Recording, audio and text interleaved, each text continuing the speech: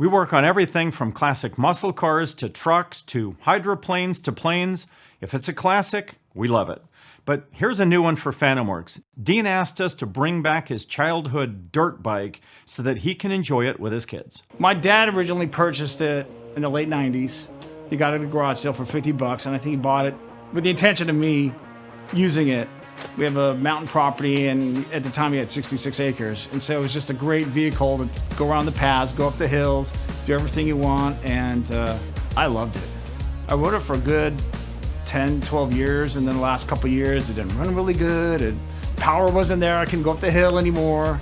And so he tried to get it fixed for 10 years, and always takes it to the guy I know down the street, he could fix a carburetor, and this other guy, and none of it ever worked.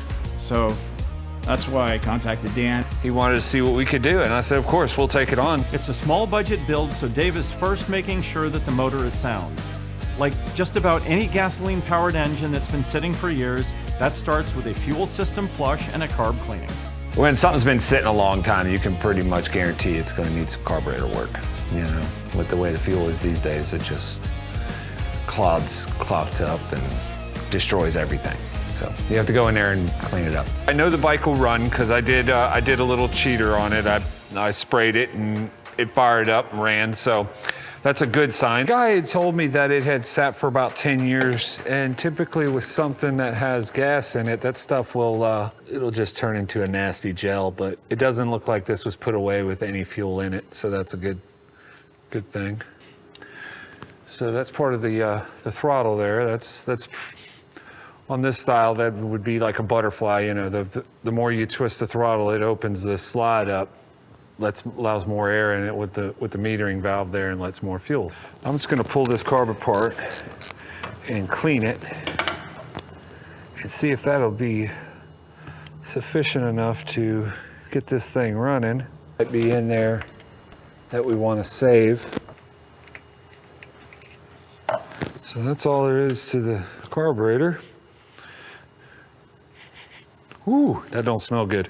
Yeah, I take it off the bike, I disassemble it, being very careful on where I put my parts and the order that I take them out. This is the float setup, and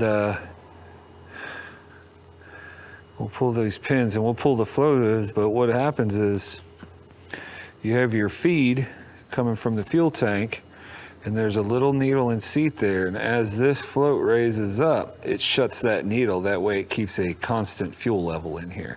And as you know, if it drops down, it'll let a little more fuel in or block it off or stop it. Just kind of regulates the fuel that goes into it. And we're gonna cut off this old fuel line here. There we go. We're gonna go ahead and pull this pin here, this screw, what holds the float in place with the needle. So we're gonna pull that pin, get the float needle out of it, and then we'll pull this out and check our seat. Yeah, that's a little metering. It's like a little metering jet, I guess you would call it.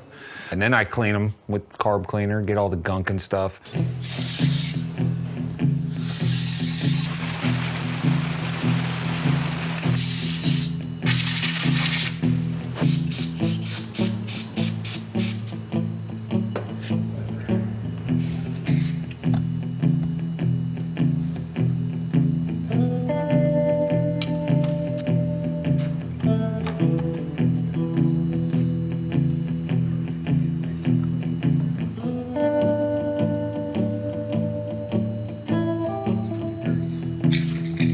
And sometimes you can use like tip cleaners, like for settling torches. They sell the tip cleaners that are in different sizes, so I like to use those to get a lot of the gunk out of the little holes and stuff.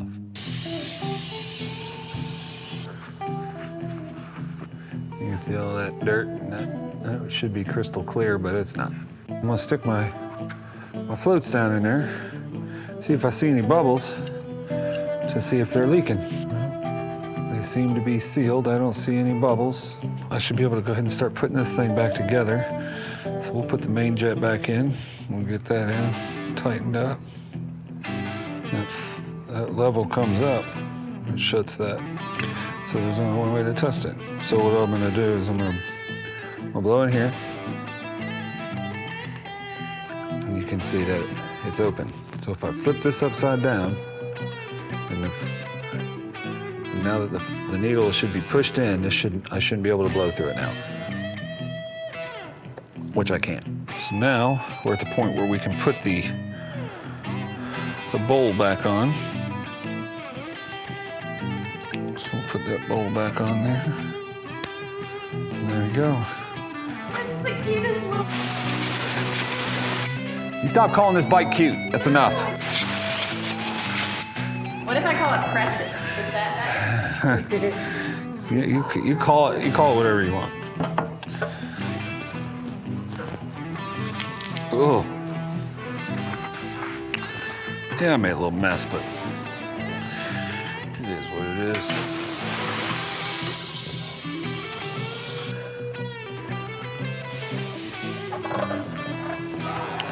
Go ahead and bolt the carburetor back on.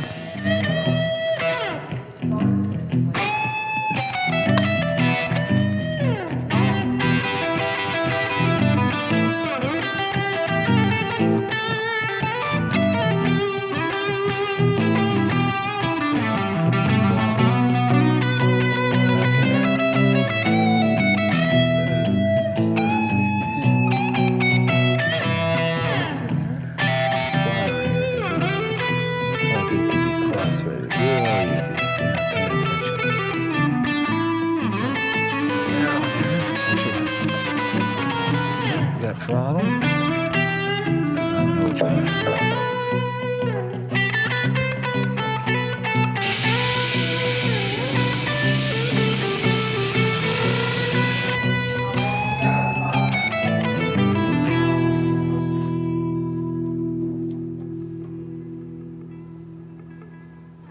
Well, this thing should start.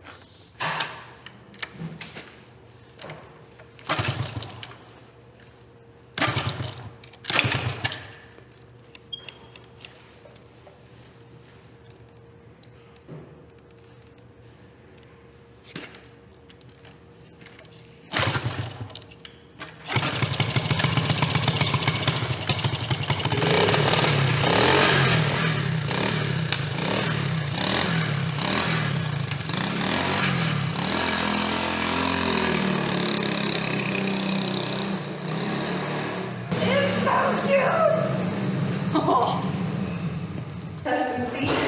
It's invisible. It's a new feature. Yeah. It's so cute. You're gonna have to paint it. Oh, shucks. I've been riding motorcycles for a long time. You know, I've always been on two wheels, whether it was bicycles or motorcycles, and it feels pretty cool. You know, bringing something from the, back from the dead. You know, something that doesn't run, it's been sitting in the corner of somebody's garage for a long time.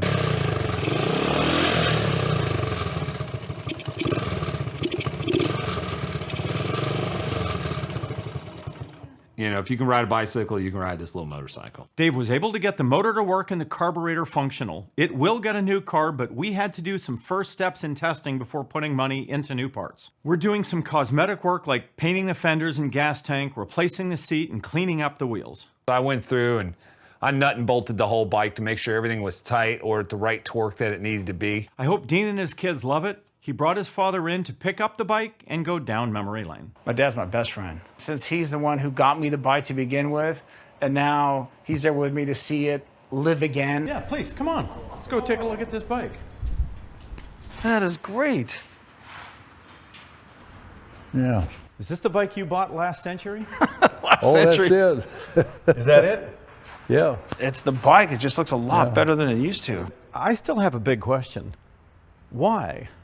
Why? I mean, look, we build Camaros and Corvettes and Jags and Lamborghinis. Explain why we did this. There's memories on this, and you can't replace memories.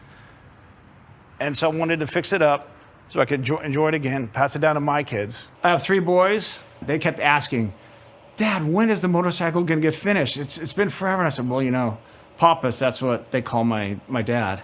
They said, well, Papas, he just takes it to these rinky-dink guys. They always try to fix it. Why can't he just take it to a real shop and have it working? And I said, okay. So finally I stepped in and said, no, Dad, I want to ride it before like another 10 years go by.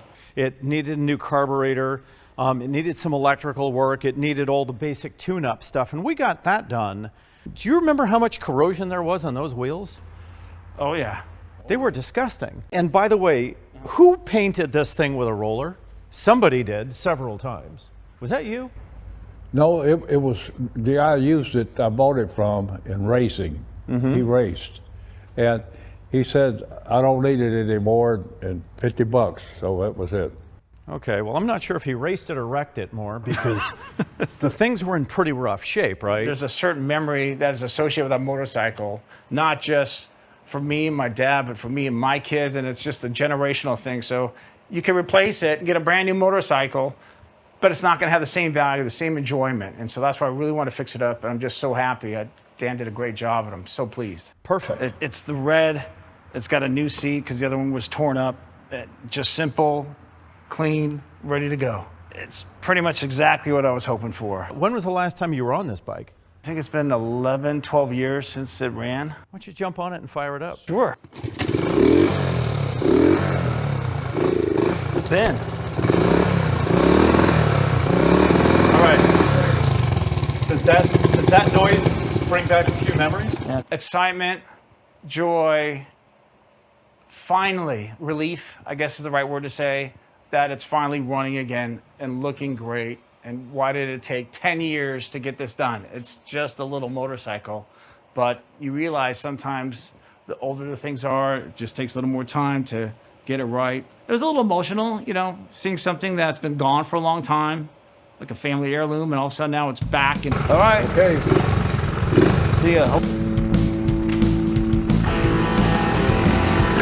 It feels like it has a little more power also. I think that's why I'm so excited for this, because now I get to enjoy that like kid-like feeling again. So I can't wait to show them how it works. What do you think? Oh, it's great. God, I miss this thing. It was great to have the opportunity, and I wish sometimes more people would take these valuable things from the past, such as a motorcycle, it could be a car, it could be just an heirloom of something, and fix it up and keep it going for generation after generation. Oh, that was so much fun. That bring you back a few memories? A lot of great memories. Yeah. Okay. I'm good. It's all right. It runs great, man. I'm so excited. I'll keep running. I might not come Good. back. Probably my favorite part of this build is that it was so small, and yet it's meaningful. For a few $1,000s, get the engine running, rebuild the fuel system, get the electrical system done, paint the vehicle. If we can do all that on a very modest budget and the client is happy when he comes to pick up the vehicle, I see it as a win-win. I think I've done exactly what you would have done. You touch it up enough to make it look really nice, but you have the little bit of the rustic charm still left on it. Okay. It looks exactly the way it did, except it's been polished, painted, clean, runs. Right. It's ready to go for another 20 years. I just want to say, Dad, thank you so much for everything that you've done for me, the motorcycle, and I can't wait to see you next time.